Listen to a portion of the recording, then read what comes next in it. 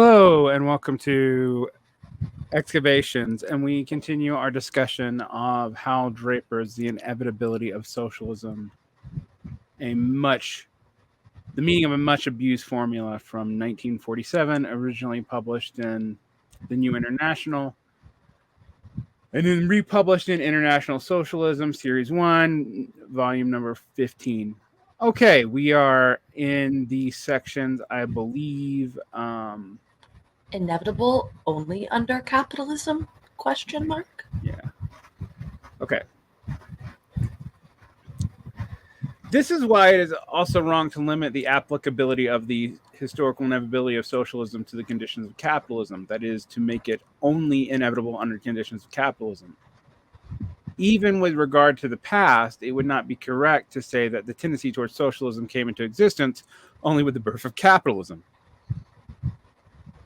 What came into existence then, and could come into existence only then, was a scientific socialism, Marxism, the coming of age of the tendency towards socialism as a conscious movement, understanding its own nature, and the possibility of victory. Before capitalism, socialist strivings were a part reminiscence and part anticipation, part of a nostalgic memory of primitive tribal communism, and partly a leap into the future as far as the human eye could see of the two evidence and inevitably merging into varying proportions in the like of Spartacus or Thomas Munzer, but however embryonic, never absent, no other status was possible under the level of the productive forces. All this in regard to pre-capitalist past, when, to be sure, assertion of the existence of a tendency towards socialism must be understood in its context. What the fuck do you take that to mean? Yeah, good question. Like, it seems to be saying here that we always had this socialismus, right? The primitive sort of socialism. Only in the birth of capitalism could we really bring about scientific socialism, Marxism.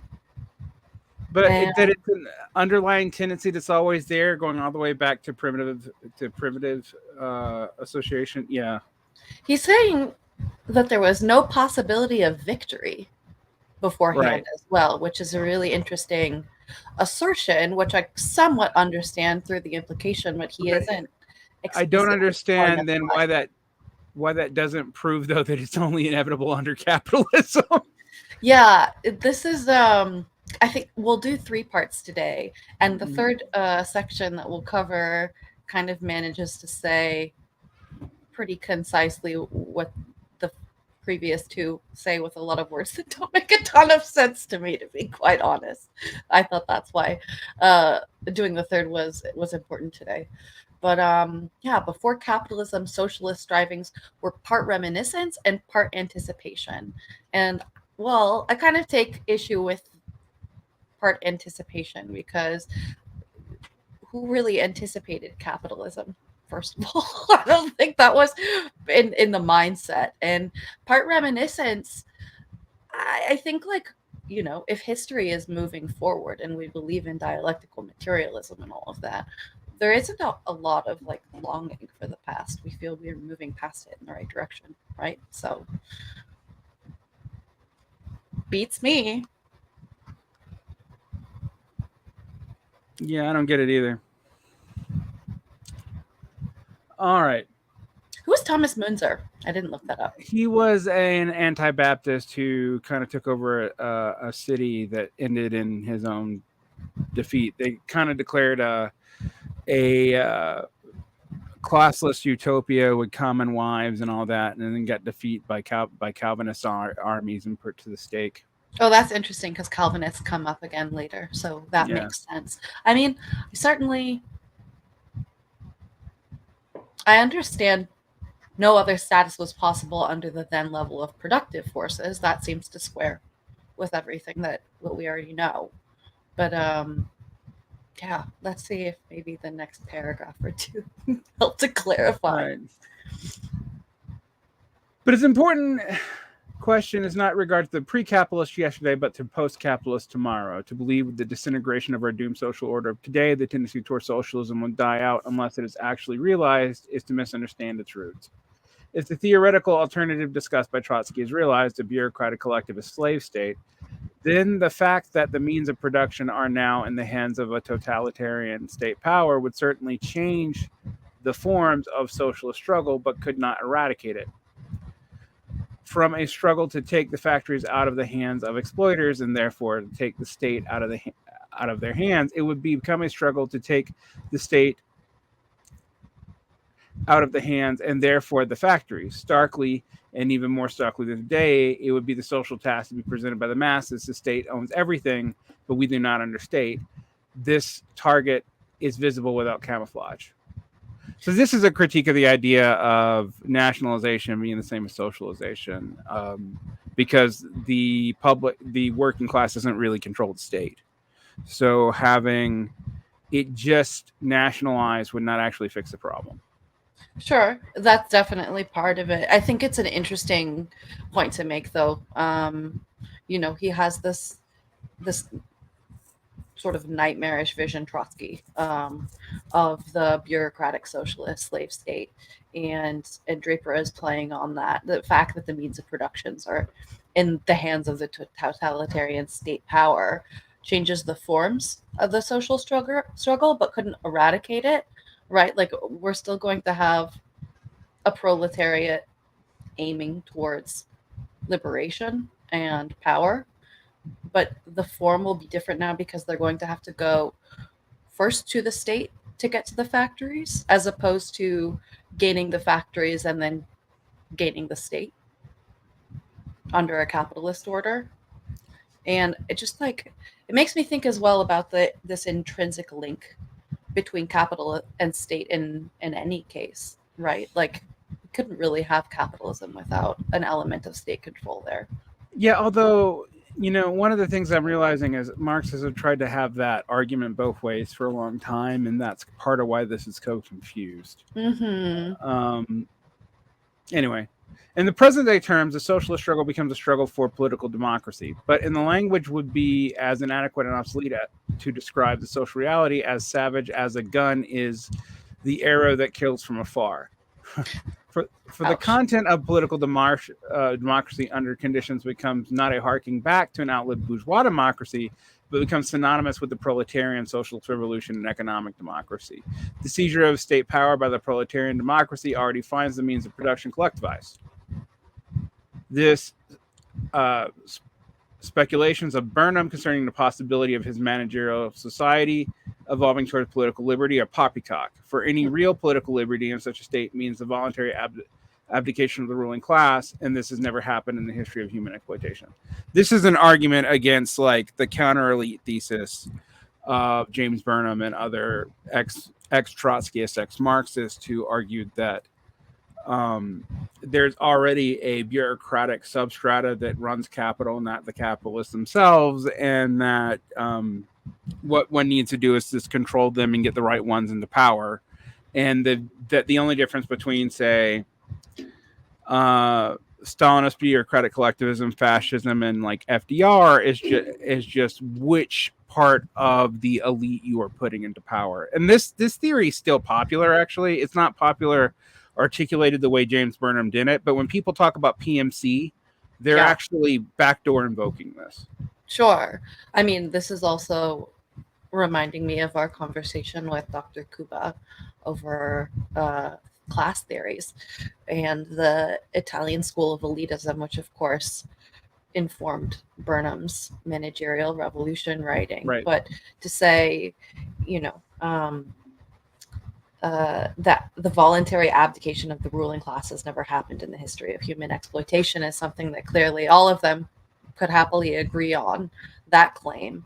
But it just beyond voluntary abdication of the ruling class, I think, the Italians would say they would just be replaced by another kind of ruling class actor. For Burnham, that would be managers.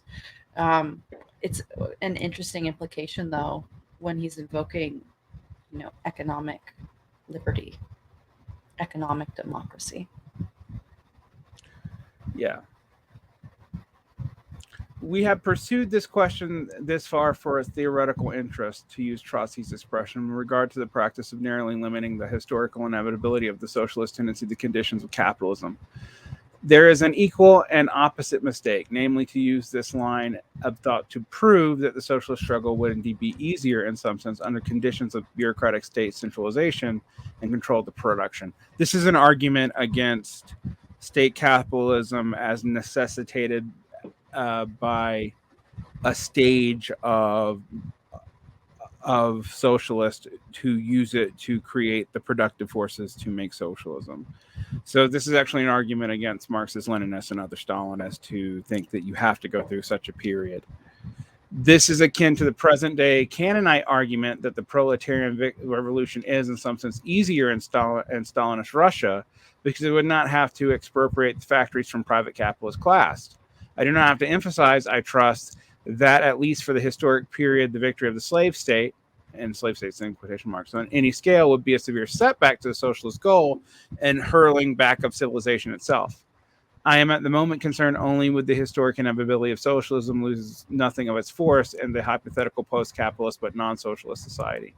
So this is actually an argument against now other Trotskyists who say that, like, okay, well, you know, this is the SWP in the United States thought defending the Soviet Union was necessary because it would be easier to socialize state capitalism than other kinds of capitalism. And while Draper doesn't say this, this is actually along the same lines of Hilferding's argument that we had to develop monopoly capitalism so democratic socialists could seize it democratically. Interesting. I think, you know, one of the things I think, though, this is partly used to justify is not supporting or defending the Soviet Union. So you have to do with that what you will. Now, this is in 1947. Stalin's still alive for 5 more years. So, you know, this is right after World War II. I mean, like barely after World War II. If we put that, we have to remind ourselves this is like 2 years after the war ends. But there's kind of a double polemic going on, first against the CPUSA and people who were tied to the Comintern up until 1942, and against other Trotskyists who Draper sees as too defensive of the Soviet Union, even though they're critiquing it. Yeah, and the IKD, the ICG, if you will, International Communists of Germany, will come up in a little while as well. By the way, last time, several times, we've kind of wondered if slave state, in quotation marks, is really something that we can link back to Trotsky because it isn't actually quoted properly in this essay, at least, but it seems to be referential. And I did find a number of old references, really old references, actually, including The Russian Slave State, published in 1922 by Scott A. McCallum in the Fortnightly Review, which was an English magazine. And slave state comes up in conversations between Kautsky and Trotsky as well. But I couldn't find one particular chunk, any sort of quote from Trotsky, whether in articles or in speeches. Unfortunately, I'll have to keep looking. But it does seem to be properly attributed. It's just kind of a pity that we can't find the source. So I haven't found a whole lot of specific, like I've heard it discussed in that. I've also heard it discussed in the context of ink and development for Vilkanov, but the exact wording there I've never found. Exactly, which is really curious because every time he mentions the slave state, he puts it in quotations as if, you know, he's invoking this Trotskyist concept. Shouldn't it be easier for us to link back to when it was originally said, or if it was so evident there? But I don't know. It feels like an appeal to Trotsky's authority in a way that's maybe a little bit sneaky. Yeah. It is also necessary to point out the consequence of the view of the historic inevitability is limited to the conditions of capitalism. This is simply that it cuts the ground from under the consistent interpretation of the meaning of the formula. For the victory of the slave state, he's already said it wasn't a formula. I just wanted to add that out so he's being inconsistent. Well, yeah, he's kind of said that like there's no such thing as a consistent interpretation of a formula. Either a formula is consistent or it's not, and they tend not to be in Marxist history. Right. For the victory, but he also said specifically that the historical inevitability of socialism isn't a formula; it's a statement. But then he goes back to the formula. I mean, I actually am sort of getting like a little annoyed with Draper here because I'm like, you keep on trying to have your cake and eat it too here. It's very like, well, when you say it's a formula, it's wrong. When I say this isn't consistent with the formula, I have, historical materialism and scientific Marxism on my side. All right, so let's continue. It is necessary to point out the view that historical inevitability has led to limited conditions. Oh, we already read that.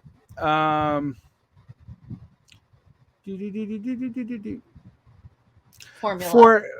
For if it is the victory of a slave state means the tendency towards socialism is dead, that the latter is also consigned to the aforementioned garbage heap of history, then it is impossible to make any distinction between the inevitability of a socialist tendency and the inevitability of a bureaucratic state tendency. Certainly, this distinction, which we made, also becomes impossible. There is no tenable solution. Then, and only then, does the victory of socialism as against barbarism become only a matter of possibility or high probability or some other shade of the spectrum. The consequence is not the reason for rejecting the false concept, but it should give pause. This consequence is not the reason for rejecting this false concept, but it should give pause. And he's given this a lot more time than he'll go on to give the consequence. That it should be the reason. Because he's trying to argue something about the USSR not exactly being capitalism at this time period. Draper's not arguing that, but it's also something else that's bad. Therefore, the whole thing, I have to admit, this section of the essay is when things start to fall apart. Yeah, I really struggled with these two sections in particular. It is all the more necessary to belabor the point since in the momentum of a polemic against us in 1939, Trotsky ran headlong against it. I have already referred to this passage in the USSR in War, where he speaks of the historic alternative carried to its end. Either the Stalin regime is an abhorrent relapse in the process of transforming bourgeois society into socialist society, or the Stalin regime is the first stage of a new exploiting society. If the second prognosis proves to be correct, then of course the bureaucracy will become a new exploiting class. What he's actually arguing is like this inevitability argument actually creates a problem if you don't think the USSR is socialist or capitalist. It's a new thing. Right. But then he doesn't want to abandon the original conception, which is how he's getting in this muddle here. And this is a muddle. Sure. Does barbarism necessarily preclude neo-barbarism, though? Yeah, whatever that means. I mean, that's the thing. Barbarism's a vague-ass concept. Sure. And although he does say savage here, which is, yeah. Anyway. Yeah. I mean, yeah, but all these are just connotative meanings. They're not actually anything I could substantially define. Nope. And this passage continues. However onerous the second perspective may be, if the world proletariat should actually prove incapable of fulfilling the mission placed upon it by the course of development, nothing else would remain except only to recognize that the socialist program, based on the international contradictions of a capitalist society, ended as a utopia. It is self-evident that the new minimum program would be required for the defense of the interests of slaves of the totalitarian bureaucratic society. Now, he's quoting Trotsky here. But again, it's, it's interesting. Why? Okay, let's pick this apart for a second. Why would the defense of the interests of the slaves of the totalitarian bureaucratic society be so terribly different from the uprising and liberation of the proletarian in a capitalist society? I mean, we've got exploitation from above, means of production in the wrong hands, more or less. They're pretty analogous. Right. I'm not quite sure why he considers this such a big problem, other than he's trying to argue that defense of the Soviet Union being historically easier to turn into a socialist government is a bad defense. And he does have the slight benefit of being maybe incidentally correct, because the Soviet Union did not dissolve into a more socialist society. True. Society dissolved into current Russia. Although there are current Marxists who would like to argue that it's a more socialist society, which is hilarious. Yeah. There's definitely a few things going on here as well, because he goes from the world proletariat to socialism in one state, Soviet workers under a totalitarian bureaucratic society really fast. So like, is it the job of the world proletariat to come for Soviet workers in particular? Is that going to have to happen from the inside? Are they abandoning the world proletariat because they will be in a different class structure now? Is this about socialism in one state or not? Yeah, I mean, to me, this feels like trying to force a polemic about something else into this, because that whole debate actually complicates the claim, right? So I guess this is kind of a problem. All right, let's see what Draper has to say about that quote. Yeah. Indeed, it is indeed self-evident that the revolutionary Marxist program of immediate and transitional demands, that's unique to Trotsky, immediate and transitional demands versus the traditional Second International understanding of minimum demands and maximum demands and immediate demands, which was like 3 stages. Okay. That was an aside, by the way, for listeners. Yeah. Okay. So because he calls it the revolutionary Marxist program, but we're saying that it's really attributed to Trotsky. Yeah, anytime you hear transitional demands, that's Trotsky's unique contribution. Okay, that's really good to know. Okay. All right. So sorry, let's start that sentence over. It is indeed self-evident. It's indeed self-evident that the revolutionary Marxist program of immediate and transitional demands would be different in many ways from the one we fight for today, but Trotsky's meaning here seems to be such that a minimum program would have to be the whole program. See, now he's having an argument with the Second International and the Social Democrats without acknowledging that. That's what this is about. Yeah. No struggle for socialism being possible.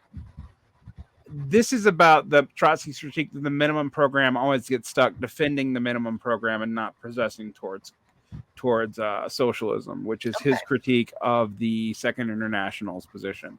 Okay. Socialism becomes a utopian dream, unrealizable, i.e. impossible. Thus, we see interesting transformation by limiting the inevitability of socialism to conditions under capitalism.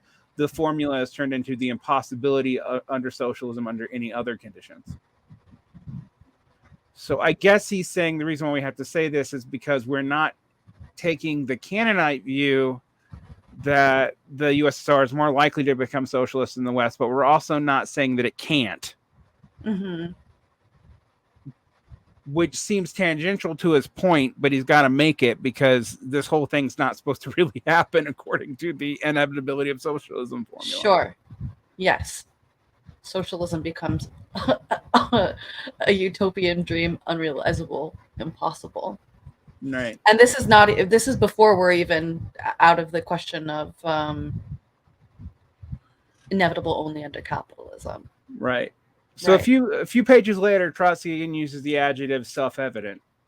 Yet it's absolutely self-evident that if the international proletariat, as the result of the experience of our entire epoch in the current new war, this is beginnings of World War II, of which Trotsky and the Trotskyist International did not. Trotsky's dead by the time it really matters, but the Trotskyist International actually doesn't want Marxist Party to enter to defend the Soviet Union, which is something that I did not know until recently. That's one of the reasons why by the Marxist-Leninists, aka Stalinists, say that Trotsky was actually at their campus is because he argued that that socialists should not support the United States entering World War II at all. Anyway, proves incapable of becoming the master of society. We're talking about the international proletariat. This would Right. signify the foundering of all hope for a socialist revolution, for it is impossible to expect any other more favorable conditions for it. Interesting, Trotsky. But immediately after making this self-evident categorical assertion about the foundering of all hope for a socialist revolution, Trotsky makes refutation unnecessary by adding, quote, in any case, no one foresees them now or is able to characterize them. Meaning favorable conditions. We can't expect any other favorable conditions, but we also just like can't figure out what they would be at this point in time. Okay. As far as our present point is concerned, it is not necessary to foresee or characterize more favorable conditions, about which we have already said what is needed. We merely maintain that the second prognosis would not in any case make socialism a utopia. This line of thought about the hypothetical future has an immediate bearing upon the real present. Trotsky is saying, if all countries were like Stalinist Russia, socialism would be a utopia. Is that what Trotsky is saying? But one country today is like Stalinist Russia, namely Russia. Is the struggle for socialism possible there? Okay, yeah, let's stop for a second because he poses like 500 hypothetical questions. Yeah, let's take a second. If all countries were like Stalinist Russia, socialism would be a utopia. I'm not getting that from those little. Yeah, that's not actually evident in those quotes at all. So I'm going to actually pull up that USSR and war. Yeah, from 1939 and see if I can dig into that. It's not a long polemic. Yeah. If all countries were like Stalinist Russia, socialism would be a utopia. But one country today is like Stalinist Russia, namely Russia. Is the struggle for socialism possible there? And if it is it only because capitalism still exists in the rest of the world? Oh, this is interesting. Yeah. There's a whole section on this against the argument of bureaucratic collectivism. Okay. So he's actually quoting Trotsky to defend that position, even as though it's a position Trotsky himself condemns. Didn't he make a switch at some point? Because this is part of the thing between Kautsky and Trotsky as well, right? Yeah. So let me actually read this. This is actually interesting. This is from the Theory of Bureaucratic Collectivism, and this is in quotations. This is from Trotsky. Shortly after the assumption of power by Hitler, a German left communist, and he's got left communist in quotations, Hugo Urban, came to the conclusion that in the place of capitalism, a new historical era of state capitalism was impending. This would actually be picked up by a lot of Trotskyists later. It is a left communist position. It's also sometimes an anarchist position. The first examples of the regime to be named as Italy, the USSR, and Germany. Urbans, however, did not draw the political conclusion of his theory.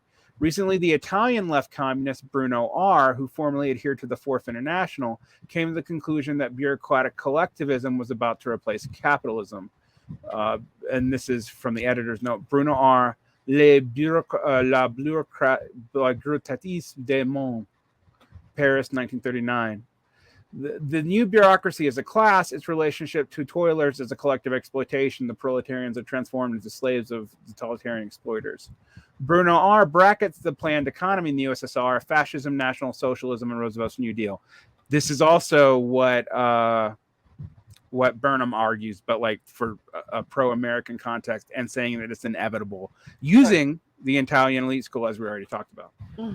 All these regimes are undoubtedly possess common traits, which in the last analysis are determined by their collectivist tendencies of the modern economy. Lenin, even prior to the October Revolution, formulated the main particularities of imperialist capitalism as follows. The gigantic concentration of productive forces, the heightening of the fusion of monopoly capitalism with the state, an organic tendency towards negative dictatorship as a result of this fusion. This is this particularly is in Bukharin's imperialism, and Lenin's imperialism, the latest or highest phase of capitalism. Trotsky doesn't say that, but I know what he's referring to. The traits of centralization and collectivization determine both the politics of revolution and the politics of counter-revolution. But this by no means signifies that it is possible to equate revolution, thermidor, fascism, and American reformism. I'm going to add this as the same. Bruno has caught on to the fact that the tendencies of a collectivization assume, as a result of the political prostration of the working class, the form of bureaucratic collectivism. This is Bruno Rizzi that they're talking about?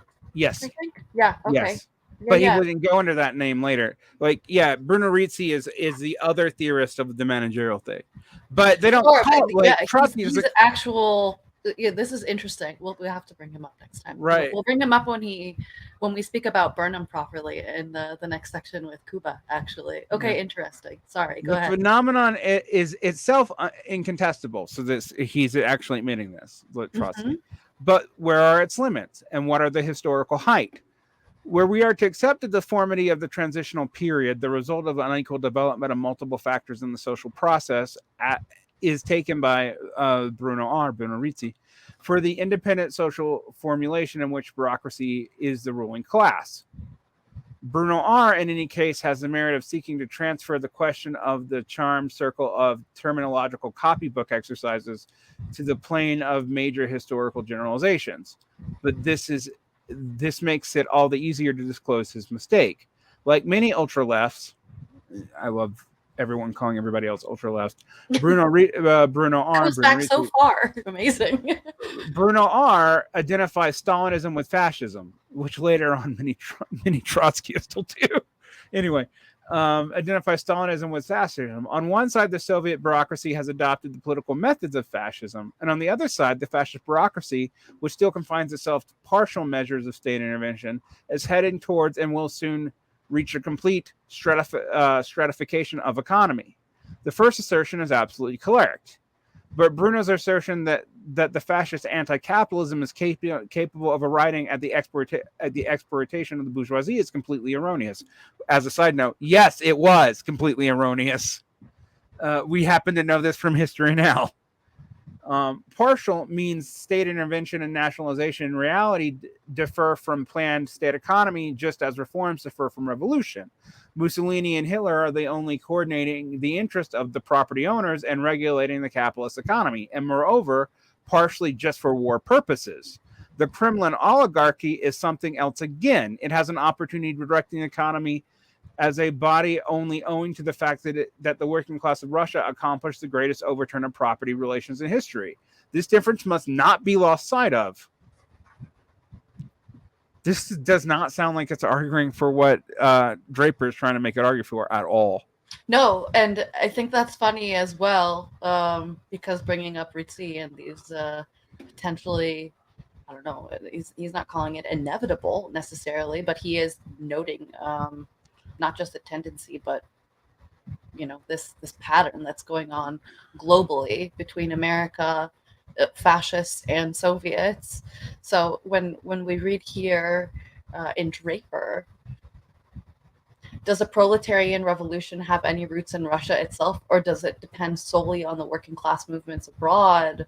Is it only because capitalism still exists in the rest of the world and all of this? Like, maybe capitalism doesn't exist in the rest of the world. It is kind of a question that you have to ask yourself, which does kind of lend itself to the inevitable only under capitalism being wrong. Sure.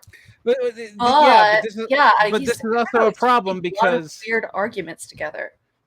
Because Draper's holding on to bureaucratic collectivism as his theory of what the USSR is, but he's quoting from the very polemic in which Trotsky says he rejects it.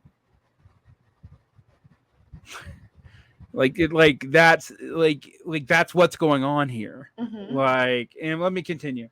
But even if we grant Stalinism and fascism from the opposite poles will someday arrive at one and the same exploited type of society, aka the bureaucratic collectivism according to Bruno R's terminology, this will still not lead humanity out of a blind alley.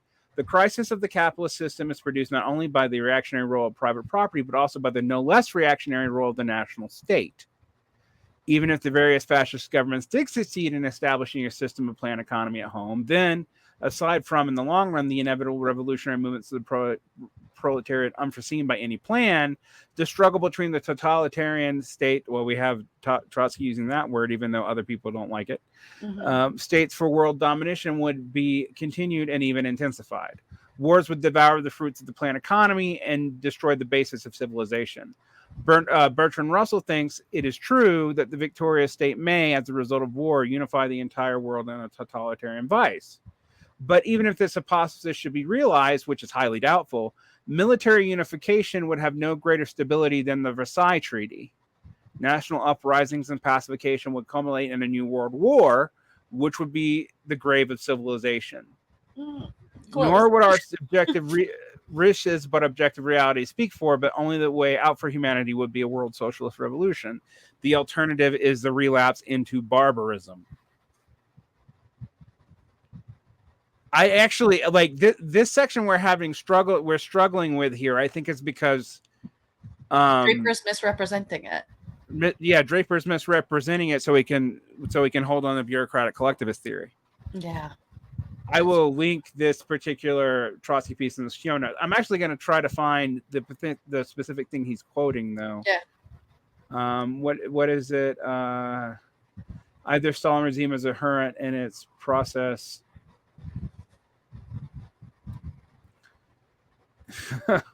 Oh, here's the footnote, actually, where he cites that. Yeah. This is footnote 5 that you're talking about? Yes. Actually, footnote 6. Actually, we need to read footnote 5 and footnote 6. Footnote 5. Yeah, we skipped through. Around here, we find the common theory between Johnson and his bête noire, the IDK. The basis of both is the belief of the advance of barbarism over socialism would tend to wipe the latter off the agenda. Johnson does not see this happening now. The IDK does. And who is the IDK? That's the IKD, excuse me. Yeah, that's what I mentioned earlier. I think it's the International Communist Deutschland. But yeah, exactly. That's right. It's the German Communist Party from 1918, from the failed revolution there. Yeah, it's the Spartacus. It's the Spartacus League. Yeah, they're with them. Mm-hmm. But they made like the Communist Party together with them. Right. Exactly. Oh, but this is confusing. The same name was later used by Drummond Trotskyists who, fleeing Germany after the Nazis' rise to power in 1933, established an exile organization called the IKD in Paris. Arthur Goldstein was involved in this coordination of the International Communists of Germany. Mm-hmm. Fuck, it refers to two different groups. Yeah, who is he talking about? Well, because the KPD is what I actually know, and that's the IKD groups joined forces with the Spartacist Fund to form the KPD, but the IKD separated from that in 1933. And I guess that's who he's referring to. It would make a lot more sense. Absolutely. Especially if we're talking about, bad blood between people at this point in time. Yeah. Okay. Towards the World Revolution and the regeneration of the USSR. Oh man, I gotta find that specific quote that he's referring to. The defense of the USSR and the class struggle. Mistakes in the question of defense of and I'm reading Trotsky now, just for people. Oh, okay. I was like, where are we? Mistakes in the question of defense of the USSR frequently flow from the incorrect understanding of the method of defense. Defense of the USSR does not mean rapprochement with the Kremlin bureaucracy. The acceptance of its politics are the reconciliation with the politics of her allies. In this question and all others, we remain completely on the grounds of international class struggle. In a tiny French periodical, Quai Faire, it is recently stated in so much as Trotskyites are defeatist in relation to France and England. They are therefore defeatist in relation to the USSR. In other words, if you want to defend the USSR, you must stop being defeatist in relationship to our imperialist allies. Quai Faire circulated that democracies, this is actually explaining the Trotskyist position on why they didn't want the United States to enter the war. Okay. Quai Faire calculated that democracies were the allies of the USSR. What these sages will say now, we don't know, but it is hardly important, for their method is rotten. To renounce defeatism in relation to the imperialist camp to which the USSR adheres today, or we might adhere tomorrow, is to push the workers of the enemy camp to the either side of their government. It means to renounce defeatism in general. The renunciation of defeatism, this is revolutionary defeatism of Lenin, which is like you should argue for the defeat of imperialist camps, no matter what. Mm-hmm. Even in inter-imperialist wars. Yeah. The renunciation of defeatism under the conditions of imperialist war is tantamount to the rejection of the socialist revolution. The rejection of the revolution in name of defense of the USSR, which would sentence the USSR to the final decomposition and doom. Defense of the USSR, as interpreted by the Comintern, like yesterday's struggle against fascism, is based on renunciation of independent class politics. So he's saying, Trotsky's saying, like, to say that we have to pick states in this term is to say that we're going to give up on class politics altogether. The proletarian is transformed and for various reasons and various circumstances, but always and inevitably, into an auxiliary force of bourgeois camps against one another. In contradistinction to this, some of our comrades say, since we do not want to become tools of Stalin and his allies, we should therefore renounce the defense of the Soviet Union. But by this, they only demonstrate that they understand defense coincides essentially with the understanding of opportunist. They do not think in terms of independent politics of the proletariat. As a matter of fact, we defend the Soviet Union as we defend the colonies, as we solve all of our problems, not by supporting some imperialist government against others, but by methods of international class struggle in the colonies as well as in the metropolitan centers. We are not a government party. We are not a party of irreconcilable opposition, not only in the capitalist countries, but also in the USSR. Our task, among them the defense of the USSR, we realize not through the medium of bourgeois governments and not through the government of the USSR, but exclusively through the education of the masses through agitation, through explaining to the workers what they should defend and what they should overthrow. Such a defense should not give immediate miraculous results. We do not even pretend to be miracle workers. As we stand, we are now a revolutionary minority. Our work must be directed so that the workers on whom we have influence should correctly appraise events, not to permit themselves to be caught unawares, and prepare for a general sentiment of their own class for revolutionary solution of the task conforming us. The defense of the USSR coincides for us with the preparation of world revolution. Only methods permissible do not conflict with the interest of the revolution. The defense of the USSR is related to a world socialist revolution as a tactical task is related to a strategic one. A tactic is subordinated to the strategic goal, and in no case can be in contradiction to the latter.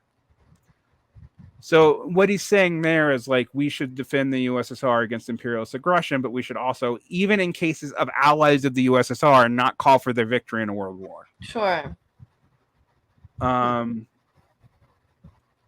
What I find weird is I actually can't find how like Draper is getting this from this polemic. This polemic actually seems to be saying something else than what Draper's saying.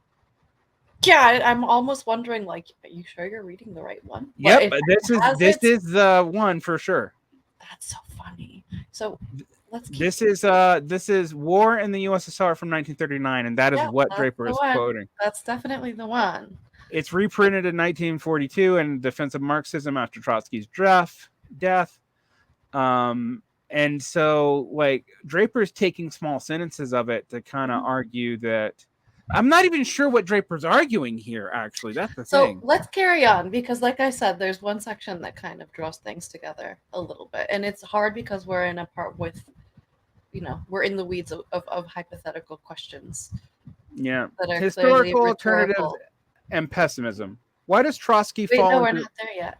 Okay, go ahead. We didn't finish this section, but yeah, 1 second. We're almost there.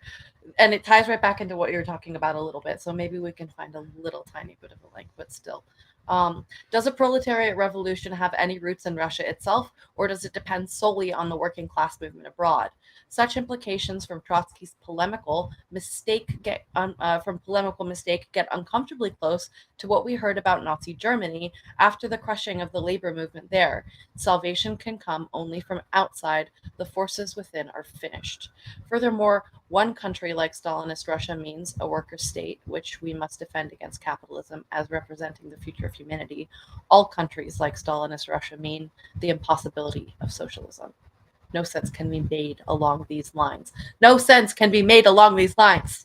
Yes, Draper, what are you doing to us? Yeah, I'm like, this whole section confuses more than it illuminates. Thank you. I'm so glad I'm not alone in that. Now, historical alternatives and pessimism. Mm-hmm. Yeah. Why does Trotsky fall into this projection of pessimism into the future? The answer is clear from his context. He is pushing hard against another kind of false pessimism, and he has pushed himself over into the opposite direction. I guess Draper's trying to critique Trotsky. I think so. The paragraph we have just quoted continues straight into the following, just as if the same were being expressed.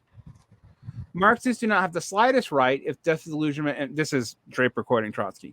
Marxists do not have the slightest right if disillusionment and fatigue are not considered rights to draw conclusions that the proletariat has fortified its revolutionary possibilities.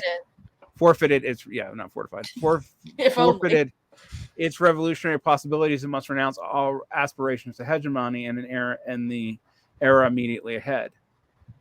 And so on in this excellent vein along these lines. All right. Can I find that actual quote? Let me see what I can find.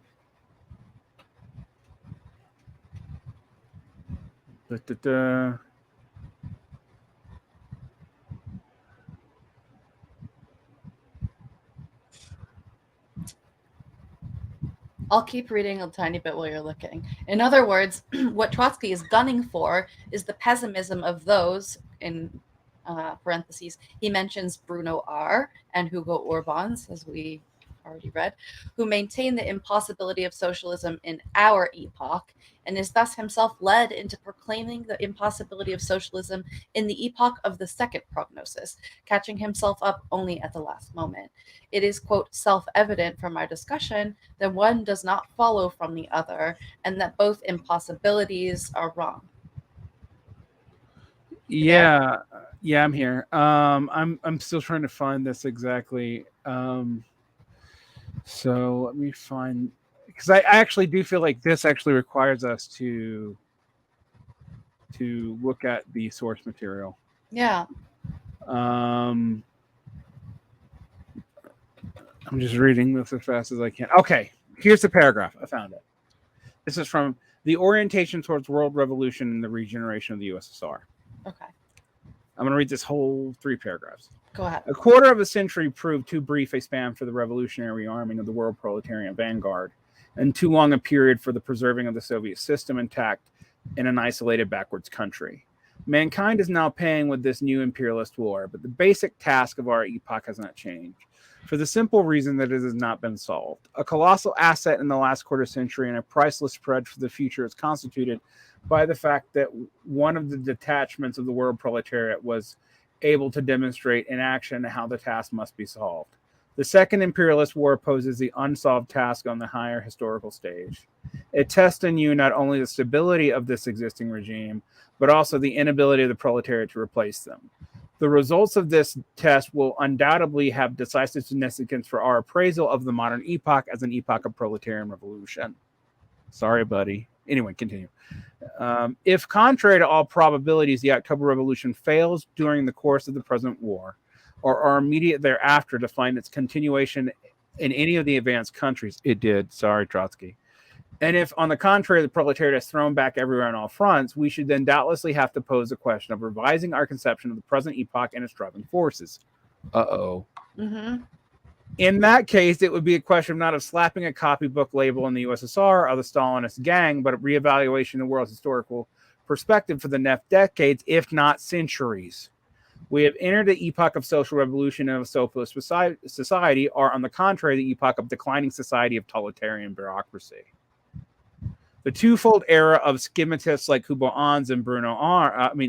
Orban and Bruno Rizzi consists first in that they proclaim the latter regime as having already been fully installed, and secondly, in that they declare in its prolonged transitional state of society between capitalism and socialism. Yet it is absolutely self-evident that if the international proletariat, as a result of the experience of our entire epoch and the current new war, proves incapable of becoming master of society, this would signify that the founding hope of all hope for socialist revolution. Yeah, this is what we've read, right? Huh? This is what we've read from the Draper essay. Yeah, this is what I finally found it. But this, yeah, you found this. He's not saying what Draper is saying. He's saying no. Go ahead. For it is impossible to expect any favorable conditions for it. nor in any case no one foresees them now, or it is able to characterize them. Marxists do not have the slightest right, if the disillusionment and fatigue are considered rights, to draw the conclusion that the proletariat have forfeited its revolutionary possibilities and must renounce all aspirations to hegemony in the era immediately ahead. 25 years in the scale of history, when it is a question of the profoundest change in economic and cultural systems, weigh less than an hour in the life of a man. What good is the individual who has become of empirical failures in the course of an hour or a day renounces the goal he sets for himself on the basis of the experience and analysis of the previous lifetime? In the years of the darkest Russian reaction from 1907 to 1917, we took our starting point. These revolutionary possibilities were revealed by the Russian proletariat in 1905. In the years of world reaction, we must proceed from these possibilities that the Russian proletariat revealed in 1917. The Fourth International did not by accident call itself the World Party of the Socialist Revolution. Our world has not changed. We steer our course towards world revolution by the virtue of the fact that the regeneration of the USSR should be a worker state. Oh man, this is a problem. It's a problem because Draper's not signing, not actually agreeing. It's also a problem because Trotsky says here that if this stuff doesn't happen, we have to reconsider everything. And now, from the point of 2023, this stuff didn't happen. Sure. I mean, Trotsky's the one who's going on about historical alternatives from the beginning, and he's getting called pessimistic in a way that Draper won't allow for, right? Mm-hmm. In other he words, also plays fatalism both ways. Like, we're not allowed to have the inevitability of socialism on fatalistic terms, but we're not allowed to be fatalistic in the other meaning, pessimism, that socialism would fail or would be killed dead in some situation and won't be reborn again. And that doesn't sound like what Trotsky is saying here. Nope. In other words, what Trotsky is gunning for is the pessimism of those he mentions here, Bruno Rizzi and Bruno R. and Hugo Arbon, who maintain the impossibility of socialism in our epoch, and thus himself is led to proclaiming the impossibility of socialism in the epoch of the second prognosis, catching himself only at the last moment. Is it self-evident from our discussion that one does not follow from the other? And that both impossibilities are wrong? As we set out to do, we have tracing the theoretical interest of historical alternatives previously emphasized by Trotsky and summarized in the Socialism of Barbarism Road Fork, tracing this theoretical interest as it bears upon the problems of the historical inevitability of socialism. It is, however, the characteristic of the Cannon Johnson epigones of Trotsky. Yeah, we're back in the Draper essay, by the way. Yeah, we are. Of Trotsky that they view with distaste such theoretical interest. Cannon Johnson epigons, that's so funny. He's back on hammering the Cannonites and Johnson. Yeah. When in the tradition of Marxism and in the words of Trotsky, the Workers' Party has said socialism or barbarism, there are alternatives before humanity in our epoch. And when in further point, the phenomenon which they outline the social and political forms of neo-barbarism, they proclaim anarchism, pessimism, lack of faith in the working class, abandonment of socialist perspective. As if pessimism is a conclusion which flows from the existence of historical alternatives. Exactly the contrary. We repeat loudly and insistently with Trotsky. Hence arises the necessity of revolution. And again, in light of the necessity for social revolutions appear most graphically. This would never be understood by the pseudo-Marxist mechanics. To these theoreticians of inevitability, Trotsky's writings on the question will always be aberrant, to be hushed up like a daughter's fall from virtue for a respectable bourgeois.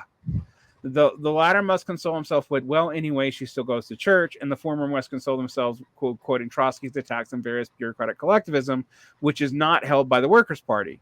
But for them, socialism or barbarism will only be a phrase with purely ceremonial character, like certain parts of the marriage ritual for most people. It can be used in agitation, of course, but these kinds of jolts when you hit them with it. But as soon as you study our catechism, comrade, you find that we don't really mean it, scientifically speaking. Socialism is inevitable after all. This is to talk about historical alternatives is Shachtmanite revisionism. Remember, we associate Shachtman now, this is me adding, we associate Shachtman now with like Michael Harrington and neoconservatives. But at this time, he was the the bureaucratic collectivism, non-defensive camp of Trotskyism. It's 1947, 1968, guys. This is an agitation interpreted as hypocrisy, in theory as dogma. Thus is agitation interpreted as hypocrisy and theory as dogma. You kind of. What do we make of this? Like, I'm not quite sure that I completely understand, like, all of what Draper is trying to pull from this Trotsky essay, because it does seem like actually that that Trotsky's arguing against the position which Draper holds, but he's also pointing out that the Canaanites are also making a weird argument. But he's not quoting them that much. That's the thing. No, so it's harkening back to much earlier in the essay, right? Like he keeps wanting to whack them over the head for their A, misreading of Trotsky, and B, misunderstanding of scientific socialism, of Marxism in the first place. For them, socialism or barbarism will ever be only a phrase with a purely ceremonial character. We've already understood that, we can't discuss historical alternatives without being called pessimists by them, certainty about, human subjective truth and information versus what we can gain looking at history. I don't know. He's really taking this in a lot of directions here. Well, this is to me where the art where he gets the most muddled, and I think it may be because we're not understanding how this the USSR in war is being quoted by the Canaanites. Yeah, I suspect like part of what we're missing is that this is a response to this same article being used by the opposite side, and we're not seeing. That makes sense. Because what is this sentence here? The former console themselves with quoting Trotsky's attacks on the version of bureaucratic collectivism which is not held by the Workers' Party. Yeah, so basically he's saying that we don't hold the same version of bureaucratic collectivism as Bruno Rizzi and Hugo Orbaz. We have our own version. And Trotsky's not attacking it. And I guess but this is all confused. Like, is it Orbans and Rizzi he's speaking about here, or the former that he's talking about? He's talking Canaanites? That the Canaanites are basically accusing the Shachtmanites of being the same as Bruno Rizzi and Hugo Orban. Okay, and other kinds of left communists, council communists, anarchists, etc. Critiques of the USSR, and he's saying no, we have our own version. We're not guilty of that. Our bureaucratic collectivism is different. But like, I am figuring that out only from that last paragraph, because the entire way he sets up that polemic doesn't make sense, particularly when you read the source material. Yeah, like, it's not like he's citing Shachtman's writings and talking about what Shachtman's saying about this either. Right. So okay, we're on the last section now, and I hope that this helps to bring a little bit of clarity, because like I said, the first two are difficult, confusing. We probably, you've noticed, not got the right references, whatever was being discussed between themselves at the time, what the argument of the day was. And we've noticed that luckily that Trotsky's words are kind of being twisted in a way that help whatever Draper's argument. I'm not really sure if they actually help Draper here. I mean, it's like, that's what I'm saying. When I go back to that original polemic, I'm like, what is Draper actually on about with this? Except that he must be trying to dismantle this particular polemic against bureaucratic collectivism being used against them. Sure. But he's not saying that. The only thing that I really get solidly from this is like, don't call us pessimists. What we're doing is calling for the need for an international proletarian revolution. Yeah. Okay, sure. This is what everyone calls for all the time. Exactly. Yeah. and saying that we need that is not denying the inevitability. But I guess he's saying that there's historical alternatives is not necessarily saying that socialist, bureaucratic socialism, collectivism is inevitable as well. I guess he's also saying we're not like Burnham, who also came out of the Shackmanite tendency, kind of, yeah, or these left communists, are these Italians, or the Italian elite school and the fascist. We're not saying there's going to be a new thing. It's still we're not saying socialism is over. Yeah, we're not saying it's going to die or that it's dead or that it can't come back. Although if we got rid of fascism, that would be dead forever. I get what he's doing, but this is a very fucked up way of like trying to make that argument because he's not doing it directly. Yeah. It's all like a backdoor argument quoting a polemic that I'm pretty sure is being quoted against them, that he's trying to like flip back on its head. But the flipping doesn't entirely work. Not for us. No, I mean, the thing is, when I go back into it, I'm like, okay, I don't know that you guys have the same bureaucratic collectivist theory as the one Trotsky's critiquing. I'll give you that. But you're not even being clear about that. Like, you're not saying, like, we're not Bruno Rizzi or Hugo Orban's. Trotsky wasn't talking about us. Bye. Which would be way clearer, like, than what he actually did there. Yeah. Which was like this logical polemical game that you and I can't follow, and we're not stupid. Yeah, and with all of his fanciful, for now anachronistic idioms that he's thrown in that has charmed me throughout in this particular reading, I'm like, leave savages and daughters alone. Oh God. Anyway, let's allow me to carry on here. All right. Our final section for today: political psychology of fatalism.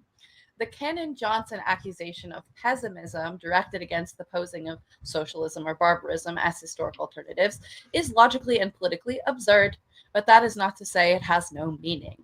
Confusing the historic inevitability of socialism with a fatalistic dogma of socialism as inevitably the next stage of society, they conclude, quote, if you believe barbarism is also possible or equally possible, then you have lost faith in the revolutionary potentialities of the proletariat and are on the road to giving up the struggle for socialism.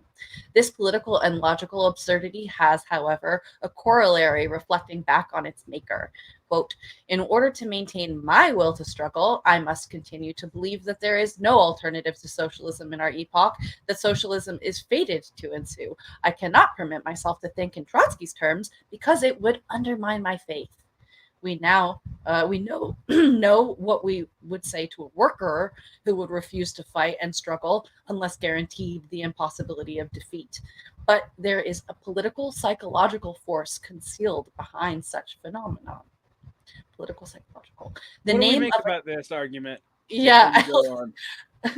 Before we go on, I mean, he does love to make a caricature of his enemies. Just put it that way. Let's be fair. Like, if you read inter-socialist polemics all the way back to like Marx and Blanky, that's all that socialists do was caricature each other. Yeah. But no one can ever actually argue that our forefathers were good faith arguers. That's certainly true. But this one's really hard for me to parse. All right.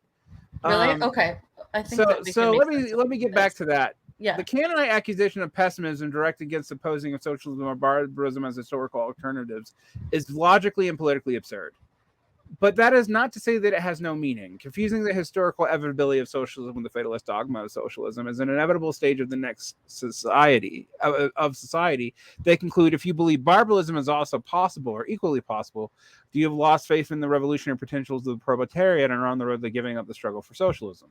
So I feel like he's taking the first sections of this entire essay and tying them into this last Trotskyist bit of quotation here and saying that, just not, it's a matter of sort of faith and belief, which you can frame as scientific because our forefathers have proven the inevitability of this thing. So all we have to do is dogmatically chant that socialism inevitably must come.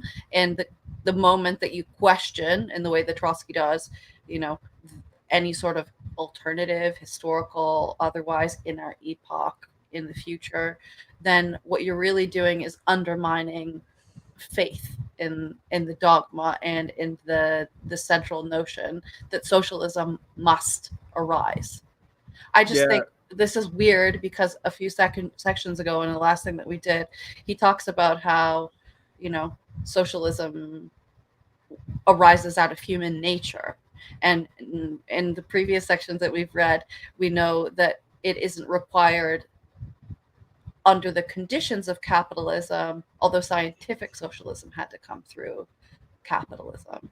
So again, I think we're kind of running around a little bit in circles, but what he really wants to do is just throw shade at these guys for being dogmatic and for being afraid, more or less, to question something, the answer to which is just like, yeah, we still need revolution. It's not just gonna happen.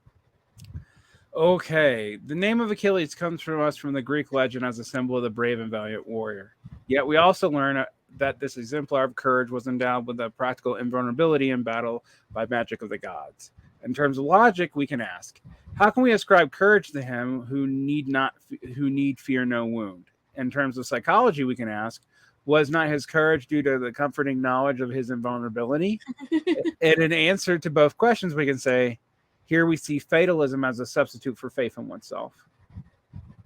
The fanatical Calvinist, convinced by the doctrine of predestination that his doom to hell or election to heaven was already written on God's ledger at birth, yet was spurned to good works to save his soul. Logically, this is also absurd, and 1,000 philosophers have proved it. Why should a man be spurned to activity to bring about what is already preordained? Psychologically, there is less difficulty.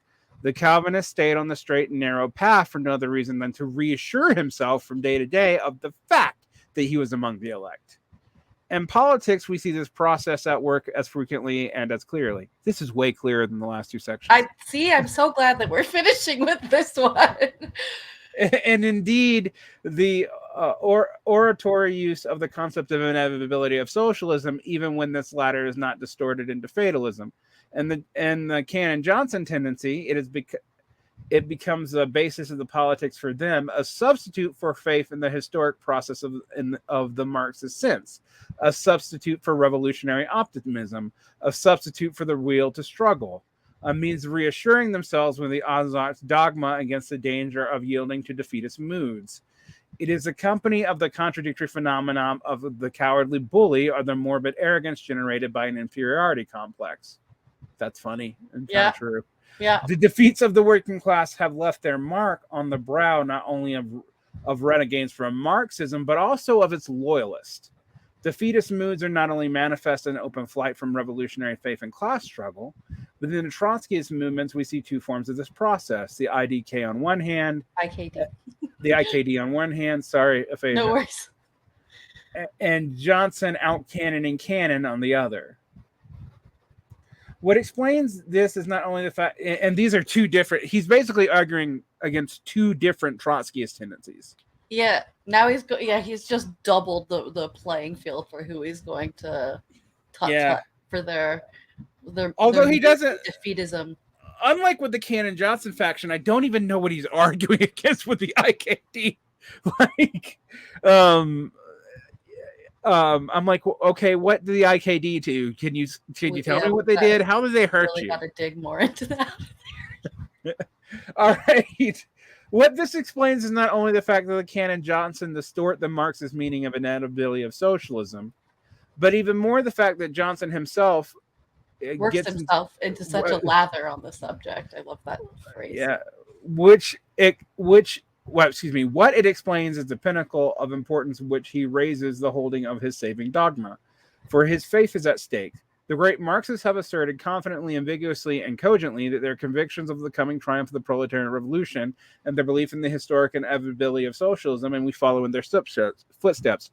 But no revolutionary Marxist has ever tried to center his politics on it. On the crudely fatalist version of the formula, at that, the two have come together. Actually, there's something else that's being not talked about here that I think he's backdoor playing and arguing, which is economism, which is the belief that Marxism is inevitable without either from the evolution of the capitalist state, Yeah. i.e., Bernstein, or the immiseration thesis makes it automatic, i.e., classical Marxism of like the early Second International. Okay. So there's there, in which case you don't need to agitate for a party or anything because it's going to happen no matter what. Yeah. Mm-hmm. So that's the backdoor thing here. This Interesting. phenomenon of our own day, and it is reverse side of, in the reverse side of the coin, on one side of which it is inscribed as the thesis of the 4th chapter of Burnham's Managerial Revolution. Oh fuck me! I'm gonna have to break out. Wait, book. I have a little info on this one. Hold on. Okay, go ahead, because I'm like, I have that book. I can break it out. I've read it many times, but Yeah. This is just where he claims that the dominant class in a state-controlled economy will be managerial and not capitalist. yeah. Which is he's also mirroring Werner Sombart on that, which is like the end of the entrepreneurial and the development of management. Sombart dies a Nazi, just to remind people. All right. James Burnham dies super hardcore conservative. Yeah. Founder of both the neoconservative and the paleoconservative movement. In some Yeah, ways. I mean, that one really. I was talking with Ben about that the other day. They're going to have really different views on like interventionism, I guess. But oh well. Okay. Yeah. No, I think that's an interesting.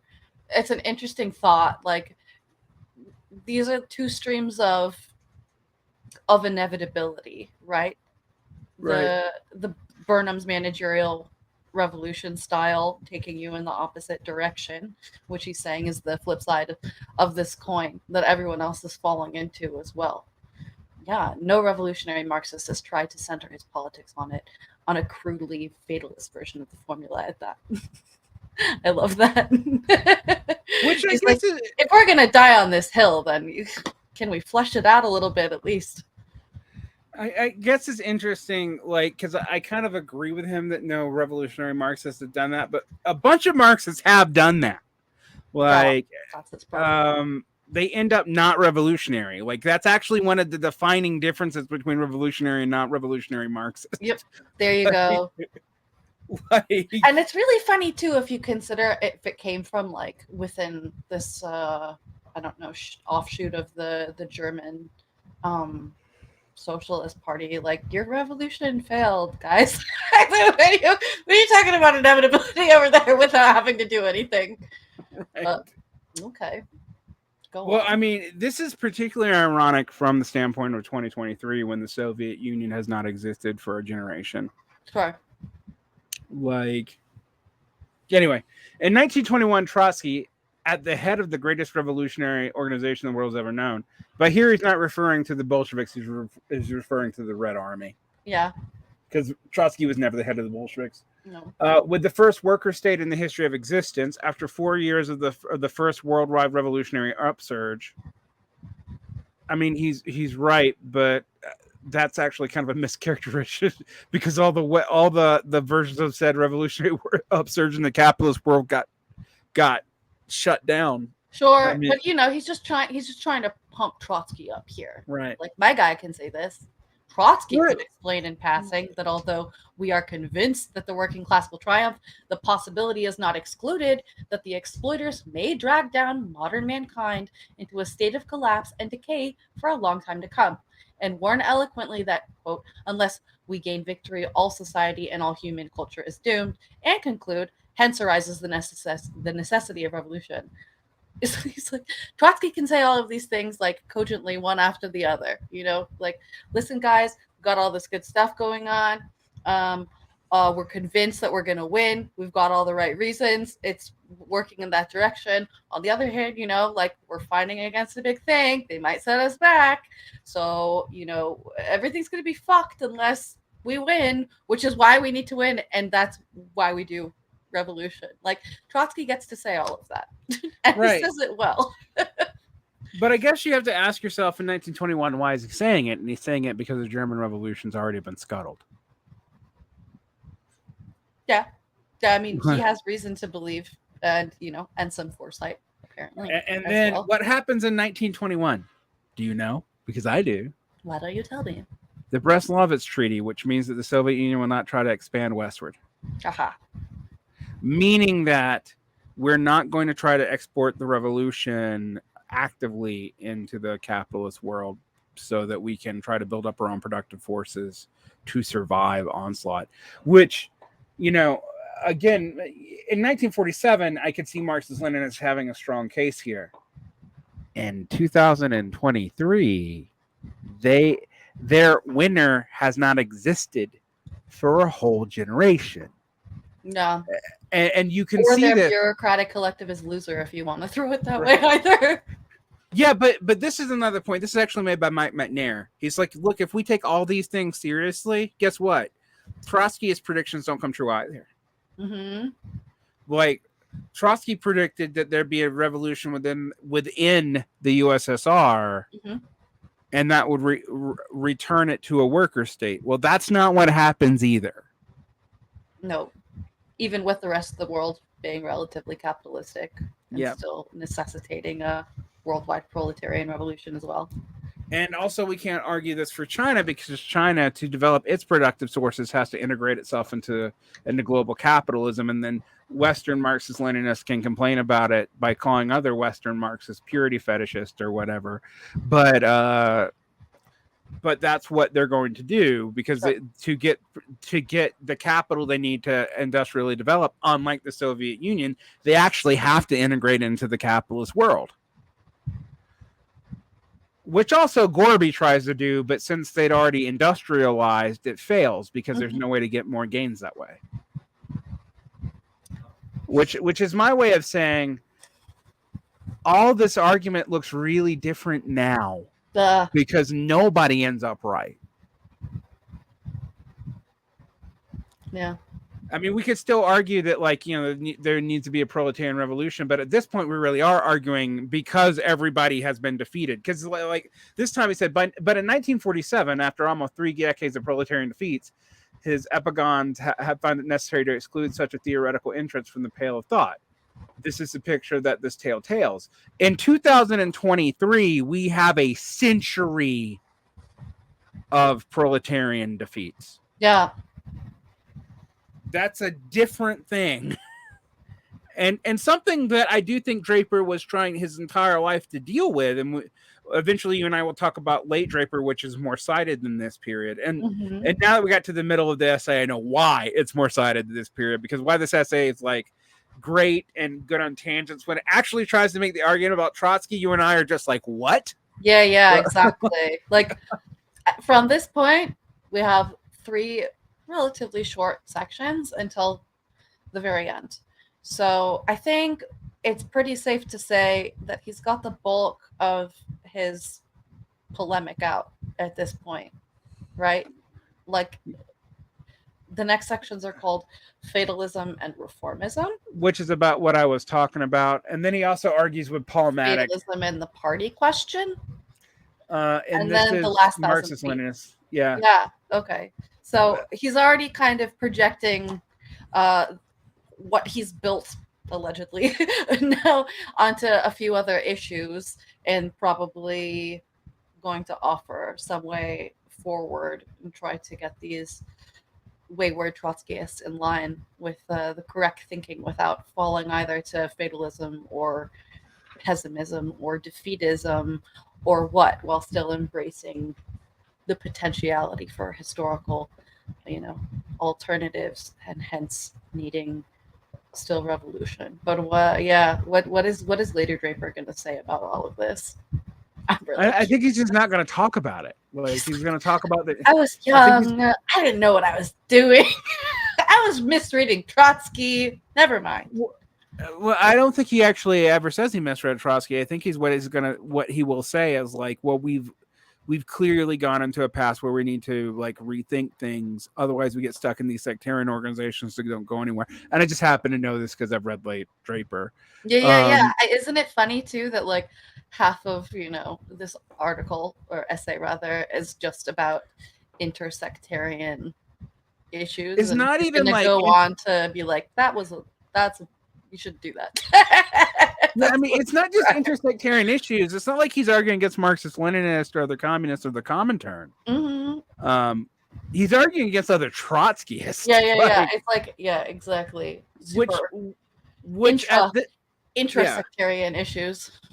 Which was a mass movement by the standards of socialists before the DSA, Trotskyists, but is not a mass movement even by the standards of U.S. socialism, because it's like there are probably 5,000 to 10,000 Trotskyists in the United States and all the different groups at this time period. And there were probably 60,000 other communists. The reason why we know more about the Trotskyists in the United States is Marxist-Leninists were under discipline not to argue with Trotskyists during that time period, even when they were in academia, so they didn't. Yeah, that's really funny. Which meant that a lot of time we're only getting one side of the argument. That actually stops in the 1960s when the beginnings of what would become the Sino-Soviet split the Marxist-Leninists into a bunch of factions, and then you start seeing the argument pick back up from the other side. But during this time period, basically Trotskyism in America has the advantage because they're not under any party orders to shut up, to play along with Democrats, and to not argue with the other kinds of Marxists. Yep. Which the CPUSA is just like the CPUSA's official stance, as pronounced from the Comintern when it existed and maintained afterwards, is like, don't argue with these people. Yeah. Just keep your mouth shut. We have to like defend ourselves against fascism and develop the progressive forces in the United States until 1952 when they liquidate us anyway. But shh. Until the Red Scare has them all kicked out of all these organizations anyway, as part of Taft-Hartley and other things. So this is interesting. This is also interesting at the time point it is written, because this is before the secret speech, but after World War II. Mm-hmm. And for Trotskyists, this is a low point. All right. But actually, it's also the beginning of a great decline in all the socialist movement in the United States. The high point of the socialist movement, of the socialist communist movement in the United States, is actually 1939. Oh, you know something interesting? One of the viewers and commenters in the last episode that we put out had noted that Kerensky is still alive during the period that it's written as well. Right. He's actually like a weird anti-communist professor during this time period. Yeah. Here's the thing: like a whole lot of people that we think about as like dead and old relics of history, when Draper's writing this, are still active in politics. Burnham's still alive. In fact, Burnham hasn't even like helped engineer the Congress of Cultural Freedom yet. No, he's still in his Burnham's most right-wing stuff is in the future. Yeah, 100%. Yeah. Orwell has barely betrayed his comrades. It's just happened. And going on and on and on. So a whole lot of stuff that we consider ancient history. I've been reading Lester McIntyre before he becomes a Catholic was some kind of, I think, a Trotskyist. I'm not 100% sure on that. Okay. They definitely allied to like E.P. Thompson and a lot of the British Marxists. Yeah. And I was reading his stuff and his predictions, and I because he was talking about like the beginnings of the student movement and what in the late 50s, and I kept on having to remind myself 1968 hasn't happened yet. This is 1960, and he's seeing trends that would lead up to it, actually, to 1968 and the response to it. But when I'm reading this too, I have to go, this is 1947. And we brought it up early on, but this gets republished again. Yeah, and it gets republished in 1962, which is the beginnings of the student movement, which will lead to America's 1969. Yeah, so, and I think at that point is when Draper starts working at a university. Right. Well, in Berkeley. Well, he that's why he's tied into the student movement. That's why he's such a particular figure. Also, unlike many of the other Shachtmanites, he remains on the left. And actually, later on in his life, gets involved in stuff like for example, he calls for the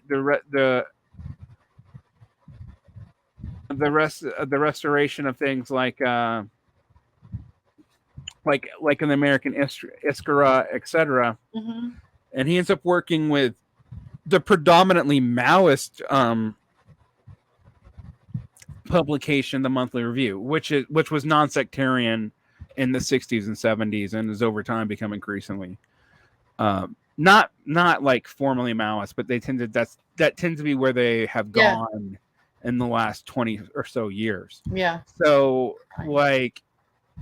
but also interestingly, a lot of Draper's younger comrades who came in with him in the 60s become either anti-Marxist anarchists, that's Ron Tabor, or Marxist anarchists like Rain Price. Also, those people are in their fucking 80s now. I mean, like, they're ancient. Yeah. But Draper's interesting because he is one of these figures that's a bridge between like the 40s Marxist and the establishment of Marxism in America after the SPA falls apart, really. And the new left as it emerges. And he's not an academic in the way that like the Frankfurt School is, so you can't tar him with that. But I also think like this is interesting to me because from the standpoint, like I think a lot of these things that we're quoting don't get quoted anymore, right? Because none of them look good. Because all of their predictions, as I was saying when I was reading Trotsky, I was like, well, that didn't happen, and that didn't happen, and that didn't happen.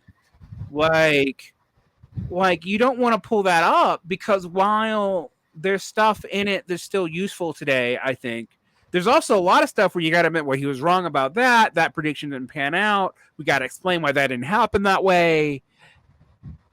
And that's why I think there's a big gap in American Marxism in general to just like erase the debates, even within the CPUSA itself, between 1935 and the late 60s. We just don't want to talk about it because like all of them make predictions that end up being wrong. I think it's really funny, and I'm really looking forward to continuing that conversation with you and Kuba. But of all of the people and their claims here, some of the most easily vindicated to a certain degree, it's got to be Bruno Rizzi, and not Burnham with what he does with Managerial Revolution. Otherwise, we wouldn't see. Well, things would look different, and PMC wouldn't have to come about in the way that it does, like theoretically. Well, for example, Burnham thinks that the military is going to be the source of management in the United States. And if we got a good military leadership to become our management, that it would actually train our elites and we'd have a more, liberationist society. Although it seems like before he wrote the New Machiavellians, but after he wrote the Managerial Revolution, he actually may have thought the fascists would have won against like the New Deal as one argument and the other. Now you see Marxists kind of take this up now, like Claire Mattei in Capitalist Order is seemingly like talking about like, well, the response to crisis was management and that creates fascism, but she also strongly implies and is writing a book on how it also created Keynesianism. Interesting. And that movement has totally changed. And I'm going to give Chris Catrone, as much as I am loath to sometimes, sorry, Chris. Everyone sitting down? Hold on now. Some credit though, because what he says, for example, in all this is this just like this left was fighting capitalism as existed under the New Deal and under this new management and also against the Soviet Union in some ways. That the left after them was fighting Fordism, and then when Fordism got taken away, they went into defending Fordism, even though they were the people critiquing it as a form of capitalism. They got blindsided by the change. And that what we see in the last 10 years, kind of like how the 1980s left is actually kind of like a revanchism to the new left, that actually our left post-Occupy is a revanchism to the 1980s left. And I think this goes all the way back to this time period. Like, I think we've seen people calling back over and over again to the last generation's fight, defining them, because they're getting blindsided by changes in capitalism. And this is why I think we're so confused right now, because it seems like neoliberalism as we understand it has started to disappear probably about 5 years ago, but we have no idea what it's reorganizing into. Catrone actually calls this post-neoliberalism. Interesting. Just like the period right after the 70s before we started calling it neoliberal was called post-Fordism. Right. I mean, it makes sense, sure. Yeah, I mean, which is a way of saying something's changing, but we don't know what. Right. Now, I'm not totally sold on what Chris thinks the answer to this all is, but I think his diagnosis here actually is somewhat informative. Is this from the new book? Yeah. The essay's interesting. Which it just helps that I've read most of his essays. Yeah, right. It's a collection of previously published stuff. So one of my interesting engagement with Platypus is like when they tend to engage with the left, and they're not talking about the bourgeois revolution, which I think they idealize and almost have an undialectical view on. And I know they're going to get mad in the comments, but let them. I actually disagree with them because I don't think they see the quote what they call the revolution, the bourgeois revolution as multifarious a thing as. I actually think a lot of times they're inverting the mistake of Marxists who like Gerald Horne and stuff who just see that as bad, like the counter-revolution of 1776, etc. I think they're kind of overcorrecting in the other direction, and there's a lot of groups doing that now, because the whole everything you believe about the United States is bad and unredeemable. It's not a great way to win anyone over, but I also think like. For Get me, rid of the Constitution. Right. Well, that's not even the worst of it. The worst is like there is no such thing as a proletariat in America if it's white. Of course, yes. My thing is, why can't we just admit that both of these things have both tendencies in them from moment one? You would think that would be implied by a dialectical worldview that like, hey, this thing contains contradictory things that are both liberationary and not at the same time. I don't know why that's so fucking hard, but anyway. We've got to bring back the yin yang, I think, as a symbol for explanatory power. Be careful, because I accuse Maoists of doing that to dialectics. That's funny. Like I was like, oh, you're gonna make dialectics Taoist folk magic, okay? But my point here, I mean, all those, quite frankly, as much as I think that's vulgar, it might be better than a lot of what we do get. I'm not even. My issue with like the platypus end of things is I think they're over optimistic on the bourgeois revolution and can only talk about regression. Like, oh, the bourgeois failed to live up to its means, but they don't really like, they tend to think that that's like political will. But when they look at what happens with the left, they're often uncomfortably right. So we have to ask ourselves, okay, what do we do with that? If we think that like they don't have an answer for what the left should be, but they are right about how the left is wrong, our argument should not be to like just denounce platypus as secret right wingers, but to say, well, we have to answer their questions. Sure. Because their questions are legitimate. Yeah. Conversely, and and people are like, well, you would say that, Varn, you used to be a platypus and then you left, so you're a traitor to both sides. Shut up, man. You also used to be a right winger, but here you are saying the wrong about that. So I used to be a Burnhamite too. There you go. Like I used to be like, we have to defeat the management because that was my view in my 20s. My early 20s is like, okay, we have to get this liberal managerialism under control. I don't care how we do it. It was dumb. We all do dumb things, but what actually, as a side note, and I talked about this before. A lot of my core people are like, oh, your politics change all the time. A lot of my core values have actually been consistent since I was like 16 years old. I would totally agree with that, knowing what I know about you. Like, it's like I haven't changed what I think is good. I've changed how I think we get there. Definitely. Absolutely. Like, it's not a huge about face. It's really contextualizing things Yeah. and looking for solutions. And I've realized that like nationalism will lead us into infinite war, and I don't want that. So Right. I like, think another thing is that, you came to have a better systemic understanding of the way things work, which has got to help to guide what your politics are, beyond yeah, it's not going to change your principles as much as it's going to make you think differently about what's attainable in what direction and what causes problems in the first place. Like some of them you talk about negative feedback loops all of the time. I'm also very much concerned when people can't grow with stuff, but then their reaction to growing is just to adopt everything in the prior format. Like, oh, well, Marxism is wrong about one X thing, therefore it must be wrong about everything. Sure. Let's adopt MMT. Or, Yeah, oh, yeah. MMT is wrong about one X thing, therefore it must be wrong about But this everything. is exactly why it just harkens back to the argument that, whatever the previous generation's argument and issue is how we frame things. It's like teenagers rebelling Yeah. against their parents for generation after generation. Just the pendulum swinging back and forth. Which is interesting because I think larger society kind of does that too. Mhm. But I think the left, interestingly, is given towards wilder swings. So if you like look at like in the aught teens, there was like this resurgence of this shit from the 80s that like, oh, there's no white proletariat, blah, blah, blah, blah, blah.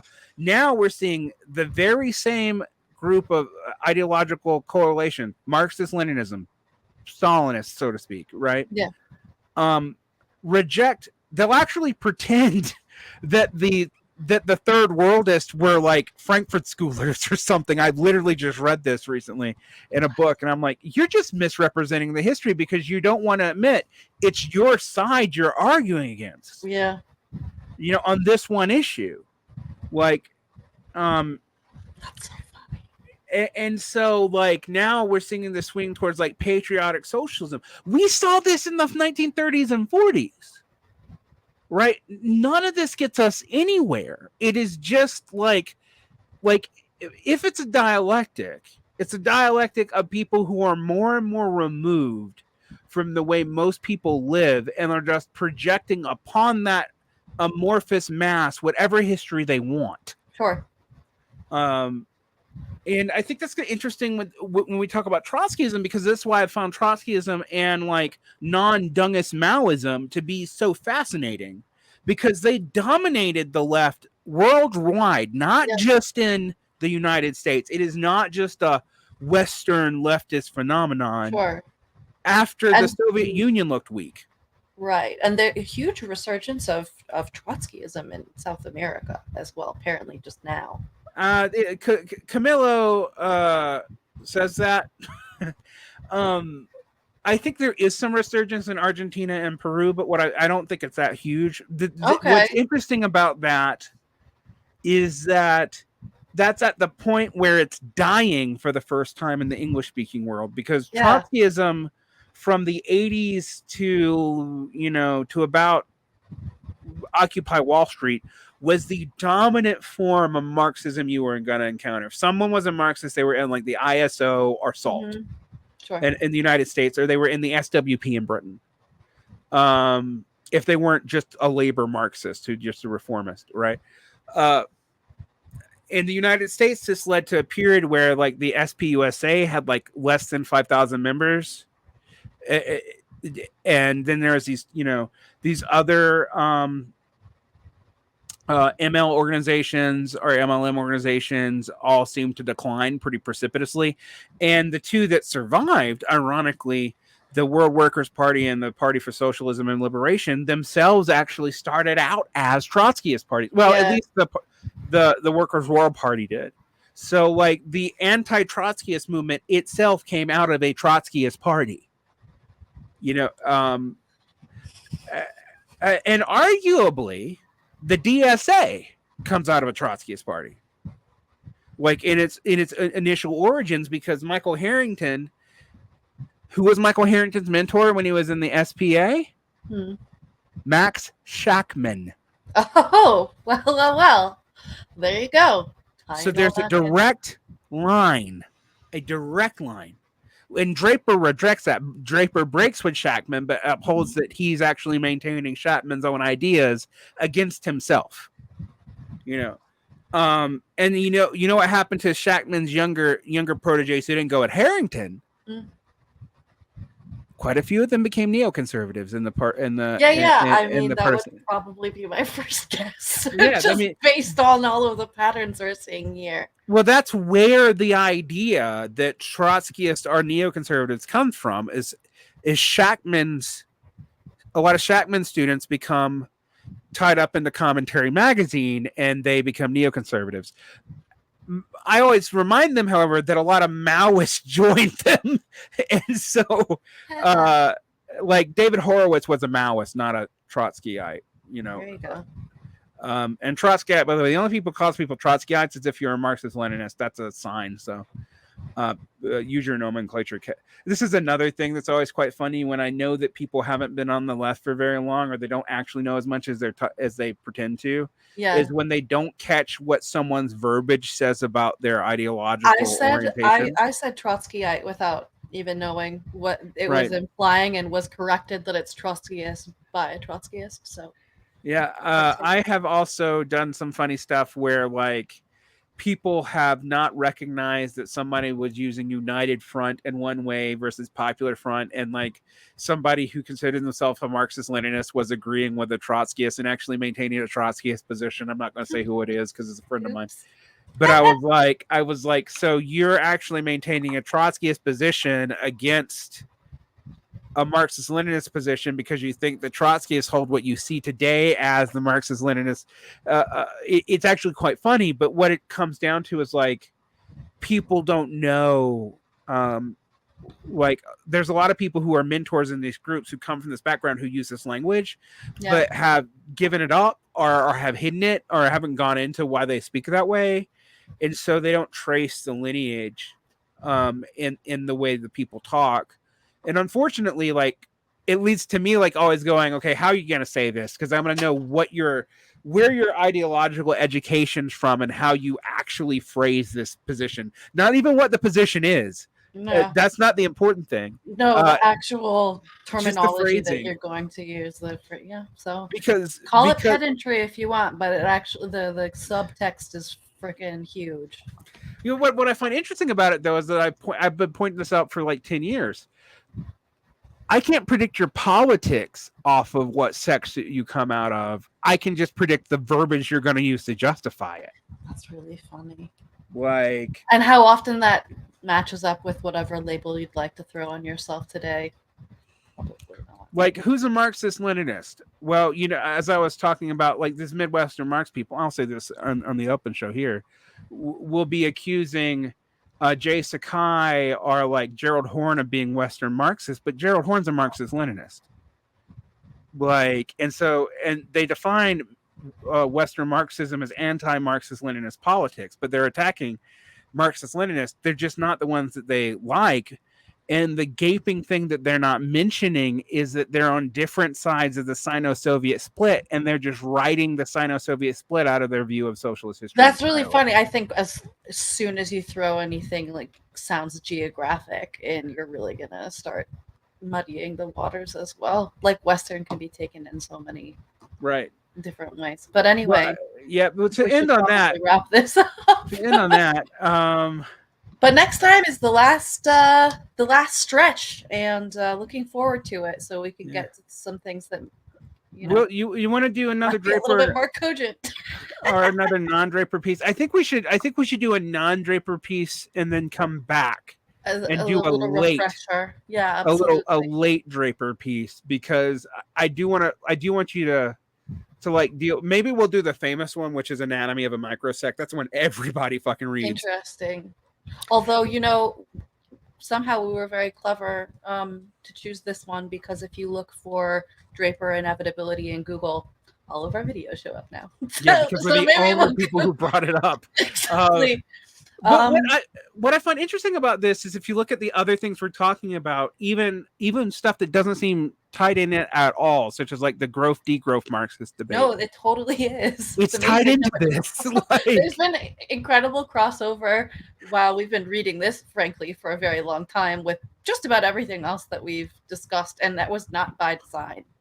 All 15 pages that we've been spreading out over 6 months. God damn it. Yeah. Well, it's funny too that we managed to smash in the most confusing ones into today's. But thanks for struggling along with us, people. If you could clarify any meaning that you could discern from those sections. If you would like to go through those first 2 sections that we went on today and tell us what the fuck that Draper is actually trying to argue about the Trotsky thing, or if you know the precise Johnson polemic he's responding to, because he doesn't name it exactly, I don't think. So I haven't been able to look it up. Yeah. I would love to know, because maybe that would make this section make more sense. Because and I'll look into the IKD a little bit to see who he was talking about there specifically. Wait, the IKD? You mean the people became the KPD? You know, the Spartacus Fund? Oh no, you don't. You mean a left communist group that developed and that. So the IKD. Anyway, we'll deal with it another time. We'll figure it out. Well, the thing is, it's both a left oppositionist group and a left communist group, which actually that sounds like it's the same, but left opposition is Trotskyism and left communism is not. Yeah. So, on that note, we will end this confusing evening. Thanks.